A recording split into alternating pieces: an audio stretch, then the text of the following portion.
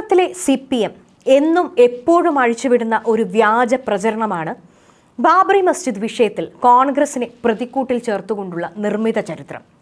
തികച്ചും വസ്തുതാവിരുദ്ധമാണെന്ന് തികഞ്ഞ ബോധ്യമുണ്ടായിട്ടും വീണ്ടും വീണ്ടും ഈ നുണകൾ സമൂഹത്തിൽ ഇഞ്ചക്ട് ചെയ്യുമ്പോൾ തീവ്ര ചിന്തകളുള്ള തലച്ചോറുകളെ ഉത്തേജിപ്പിക്കുക എന്നത് തന്നെയാണ് അവരുടെ ലക്ഷ്യം. സംഘപരിവാർ ചെയ്യുന്നതും CPM ചെയ്യുന്നതും വ്യത്യസ്തതകളില്ലാത്ത വിഭജന രാഷ്ട്രീയം തന്നെയാണ്. എങ്കിലും ഇവർക്കുള്ളിലെ പ്രധാന വ്യത്യാസം ഒരാൾ പരസ്യമായി ചെയ്യുന്നു, മറ്റേയാൾ ന്യൂനപക്ഷ സംരക്ഷകരെന്ന പുകമറ സൃഷ്ടിച്ചുകൊണ്ട് പതുങ്ങിയിരുന്ന് ചെയ്യുന്നു എന്നതാണ്.